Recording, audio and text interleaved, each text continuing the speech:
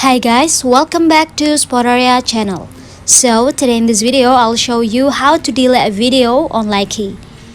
But as always, before you continue this video, I hope you like, comment and subscribe to support this channel, and don't forget to hit the notifications bell. So without any further ado, let's get started. Firstly, that you have to do is open your Likee apps on your phone, of course. And now you just have to tap the me icon in the bottom right of your screen to go to your profile. And as you can see, here I only have one video, but I'm gonna delete it. So just open the video. And you can see the more icon, that means the three dots icon in the bottom of your screen. You just have to tap on it. In this pop-up, you have to swipe to the bar left and you will see delete option here.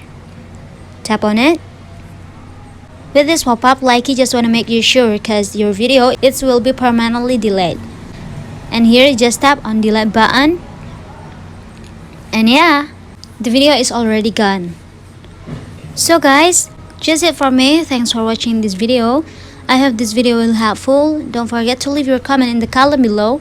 I'll see you soon on the next one and good luck.